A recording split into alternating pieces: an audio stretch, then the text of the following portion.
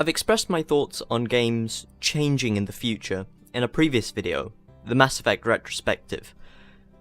This video, while following in a similar vein, is slightly different, and it's one I've wanted to make for a while. In the summer of 2016, so last year, I played through DONTNOD Entertainment's episodic drama game, Life is Strange. There's a lot of things you can talk about with this game, and there's a lot I want to talk about, but for this video I'll be focusing in on one thing in particular, and I don't think it's something anyone's really given attention to before, which is a shame, because I think it's truly exceptional. Before we get to that though, we're going to take a little detour through the world of art. This may take a few minutes. In broad strokes, one could say that art encompasses everything that involves creation or imagination, which is expressed through practical and technical skill. When I say art, you think of Van Gogh, or Da Vinci, or Botticelli, or in literature, someone like Shakespeare, perhaps Dickens, or Shelley. Shelley's important, I'll come back to that. My point is, you don't think of Sid Meier, or Hideo Kojima, or Jeff Kaplan. Games aren't regarded as an art form widely. What we see as art is limited to fine arts, or theatre, or literature, or music, usually. I've probably got a few people scratching their heads there, as I've missed out on an important one. Film. Film is a somewhat recent development, within the last 150 years, yet there's still debate as to whether it's an art form or not. Art films are usually seen as a different genre of film, and they're held in a different stead. They're expected to be serious. Comic books suffered the same treatment, until 1992. In 1980, a graphic novel, which I'm sure many of you will have heard of, called Mouse was released. Mouse was revolutionary. It centered on the author, or rather the artist's Jewish father, who recounts his experiences during the Second World War in Poland. It depicts the Jews as mice, hence the name Maus, and the Germans as cats. The book was a milestone, not just because of the significance of the content, but because it managed to bring attention to comic books and graphic novels as works of art, and it gained scholarly interest. In fact, it won the Pulitzer Prize in 1992. So I still haven't said a word about Life is Strange yet. Give me another couple of minutes, trust me. The last two examples prove that something seen as a pure frivolity can turn into what is defined as art. All art revolves around an idea, and ideas are often most easily communicated, like I'm doing right now, through words. Sometimes there may be supplementary pictures to consolidate and illustrate the idea. But in the most part, it's the things I'm saying that you're thinking about. Literature, arguably, is one of the purest forms of art, depending on your definition of purity itself. It's the words directly from the author or the creator's mind expressed. Stephen Hawking argued that if you can't put an idea into words, it is invalid. So there's a specific part of this, of literature, that I'm going to tell you about in a moment, and then we'll talk about video games, I promise. A large part of fiction is what's known as Gothic fiction. You've undoubtedly heard of Dracula, Dr. Jekyll and Mr. Hyde, The Woman in Black, or Frankenstein. Gothic fiction started in the late 18th century, back in 1764, with the publication of the Castle of Otranto. There is no one that would argue that this isn't art or literature. It's respectable. You can study it at a university and come out with a doctorate in the Gothic. Gothic fiction has several motifs, ones that are widespread and often occurring. I believe that if Gothic fiction is seen as literature, which it is, video games, and more specifically, Life is Strange, should be too. That may seem like a huge leap, but hear me out. If something has the same qualities as another, should it not be held in the same stead? Gothic fiction is often about the past and present. Many Gothic stories are disjointed in their telling, often told at least partly through letters, notes, diary entries, and more often than not, out of chronological order. It's about the past coming back to wreak havoc in the present, deranging it. This is often framed through a mystery or sometimes a ghost, an almost tangible appearance of the past in the present. Does this remind you of anything? Life is Strange is an almost exact representation of the Gothic ideals, portraying them in the most literal sense of meddling with time and chronology. The characters often have regrets, ones where they wish they could go back and change what could happen. This further reflects the notion of the past not only affecting the present and the future, but laying waste to it. Often, the Gothic also depicts a juxtaposition of the archaic and the modern. This is shown very deftly and through more nuance. Max herself. She embodies the past and the present, not only through her ability to manipulate it, but her character. She's more interested in the past than the future, the music she listens to, the films she likes, and most obviously, the camera she uses. Polaroids are by all means outdated. Yet, Max actually prefers them to digital cameras, leading to an odd contrast between the past and the present. It introduces the idea of the past having power over the present, the old being better than the new. But let's take a step back and see the bigger picture. This juxtaposition between the past and the present isn't just an arbitrary trope of the Gothic, it has a purpose, to give us a sense of scale. It tells us exactly where we are in time and place, by showing us what has happened, and how it affects what will happen. We see the odd, seemingly contrived truth of consequence. This state of something seeming almost true is known as the uncanny. Sigmund Freud coined this term, albeit in German originally, unheimlich. One could translate that as unlike home. Life is Strange is, at its core, about this. Everything boils down to the uncertainty of what is and isn't real. From the very beginning, the idea of things being unreal is introduced, waking up in a storm unsure of time and place. As a result, almost human items seem to come into Gothic fiction quite often. Dolls, statues, things like that. They're oblique versions of the truth, oblique versions of a human being. We have an almost knee-jerk reaction of finding them odd or even disconcerting at times. Simply, they're so close to the truth, something we know, yet inescapably different, and that change is very jarring to us. Life is Strange's art style may just seem like its colourful and cartoony aesthetic is a design choice, but it's more. It's a reflection of the uncanny. In fact, like the chronology, it's an exaggeration thereof. Not only does it misrepresent the truth, it masks it. By presenting such vibrant and lush colours, we're distracted from the darkness. It's eerily effective, and we only notice the shift in tone as the episodes get progressively darker both literally and figuratively. What I mentioned earlier about the letters and diary entries remains true, not just because of Max's journal, but looking through old logbooks and ledgers, as well as notes and texts. They do more than just provide context, but are in fact an inextricable part of the story. The kind of places Gothic fiction is set in is important as well, as Gothic fiction follows two ideologies regarding human nature. The duality of man is a large part of this, the contrast of being free and restrained. The contrast between places like the junkyard and the darkroom really embody this.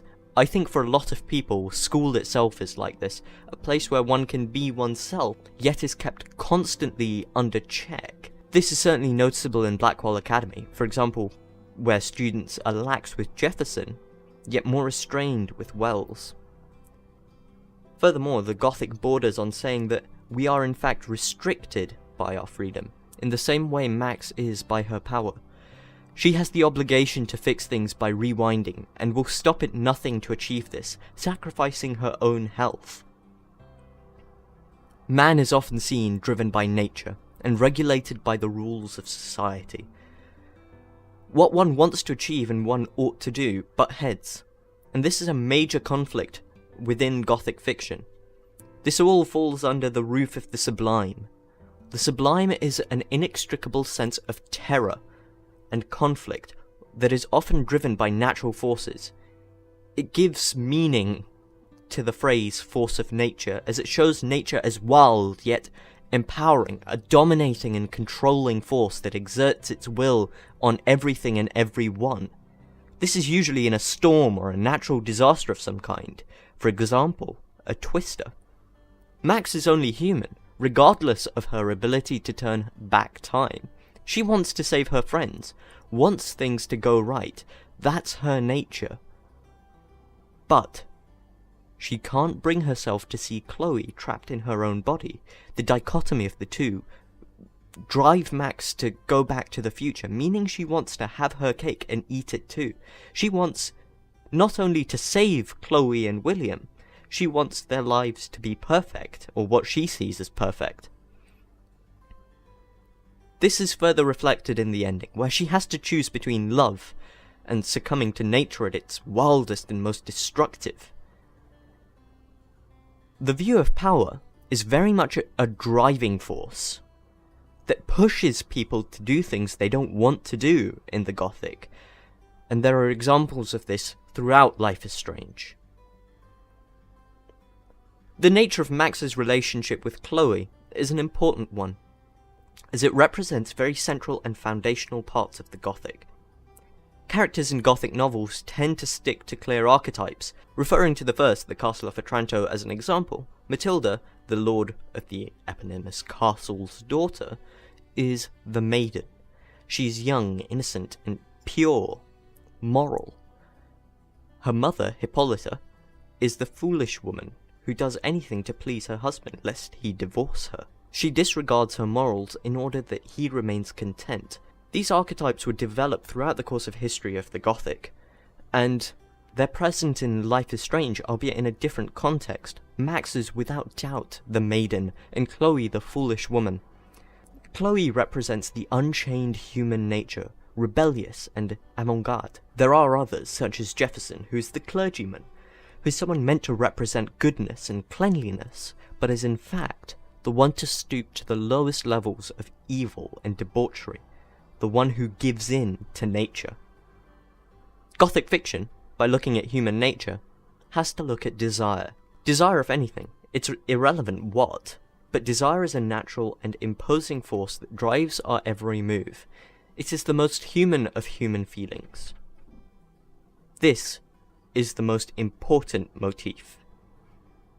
The unbridled force of desire is dangerous, regardless of intentions. We can see both ends of the spectrum with Jefferson and Max. Max, when she reverses time to save William, her desire to have a perfect world ends up injuring Chloe in a way she could never have foreseen. Jefferson's unadulterated desire becomes evident in the last chapter and is unquestionably corrupted and depraved. So is this to say desire is bad? It's saying it can be bad, just as anything, a dangerous and horrifying force if not controlled. It affects everyone. Everyone has something they want, and it often tramples their premonitions. Their desires cause them to sacrifice morals or principles, ideals that they would have held near and dear before.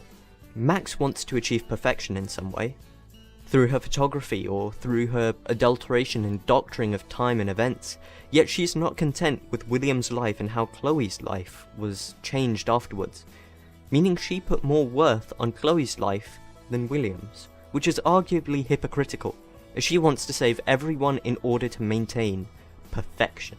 Yet her desire for Chloe overrules this. Another would be Warren, who wants to impress Max, and his morals are thrown to the wind as soon as he starts beating Nathan up, partly in a bid to impress Max, though not wholly.